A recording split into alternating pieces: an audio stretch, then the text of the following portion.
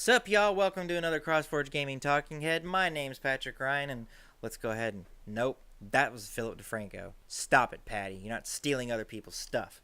Sup, y'all? My name's Patrick Ryan, and this is CrossForge Gaming Talking Heads. So some news came out regarding the new Dragon Ball FighterZ, or Dragon Ball FighterZ. I don't know how you're supposed to say it, but it's a Dragon Ball game that's a fighting game, and it looks really good.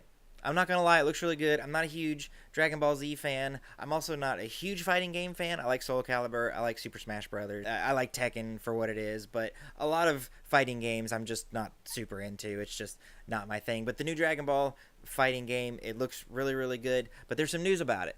The player base has dropped 80% since the game came out. And the game's not that old. It's maybe like a week or two old or something like that. And to contrast that with other fighting games, Tekken 7 took 2 months for its player base to drop that much. So there's a lot of people that are like, oh, the Dragon Ball game, it was doing really good, and now it's not a great game, and maybe the reason why the player base dropped off is that it just wasn't that good. And I actually have another theory. I don't think it had anything to do with that.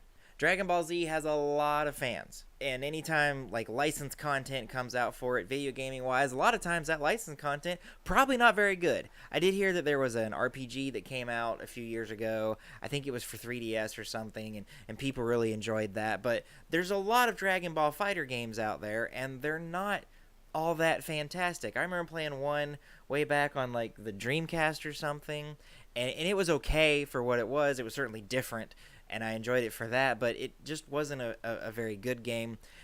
And so anytime you get a game that actually does kind of encompass the essence of what the property is that it's licensing, people are going to go buy it, even if they're not generally interested in the game. Fighting games are a niche. You know, the people who really like Smash Brothers really like Smash Brothers, and the people who really like Tekken really like Tekken. But they're not huge, like, million seller kinds of things. You usually get a very core player base, and then that core forms around it, and you get some fans, and that's really good, and that's how the game is sustained. And so seeing an 80% drop in Dragon Ball FighterZ or Dragon Ball FighterZ, it's alarming if you just look at the numbers, but it's not alarming when you consider the fact that that's probably about the percentage of people that went and bought the game just because they're fans of the anime.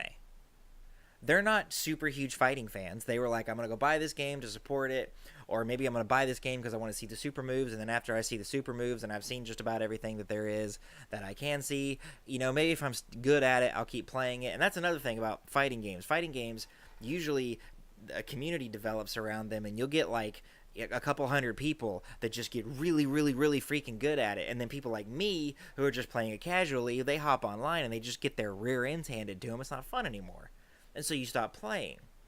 And Tekken, I would really like to see, honestly, like the number of people who are playing Tekken 7, because that I just bring Tekken 7 up because that was the game that it got compared to.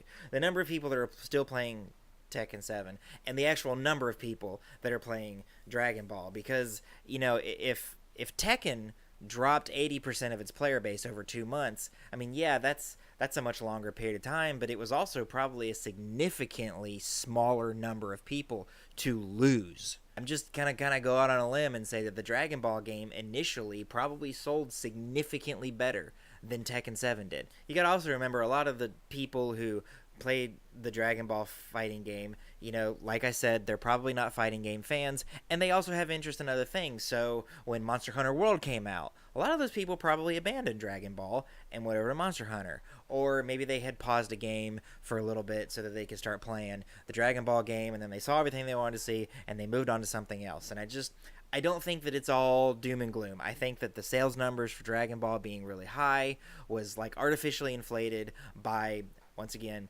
people who were interested in playing the game simply because it has Goku in it, or simply because you can play as Piccolo or Vegeta or the pink thing, Majin Buu or something. Like I said, I don't really watch the anime. I'm just showing my ignorance, so I'm going to stop talking about it. But for those of you who like the game and are into the game and think that it's really good, I've seen footage of it. I think that it looks really, really good. There's a good product there, and I think the fact that it sold well means that there will be more Dragon Ball games, and I think that's a good thing.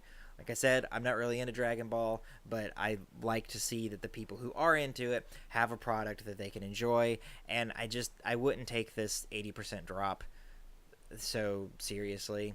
It was probably fighting game casuals who are just into Dragon Ball picking up the game anyway. I wouldn't really worry about it. I'm sure the game is fine and fun and all that stuff. So for all of you who are like, oh no, the Dragon Ball game, it's done, it sucks, it's horrible, don't worry about it. It's just not a big deal. Have fun, play the game, enjoy it. I mean, I trust me, I understand what it's like to see a player base drop off of a game that you love. It really sucks. I tried to play Titanfall 2 the other day, and I just could not get into a match. And that really sucked because there's no one playing the game, and that game's really good. That game is really, really, really freaking good. So it was upsetting that I spent all this money on this game and I got no way to play it with. But you know what? That's life. That's what happens when you buy a game that is primarily focused on multiplayer.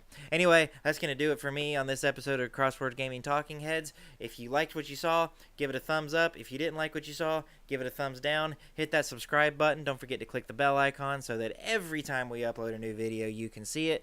Make sure you share us with your friends and family. Make sure you visit us on Patreon at patreon.com/crossforgegaming and check us out for as little as $1 a month. You can be a patron subscriber. Check us out on Facebook, Twitch, Twitter, all of that stuff. You can find links for all these things in the description below. I appreciate it. I love you guys, and I will see you in the next video.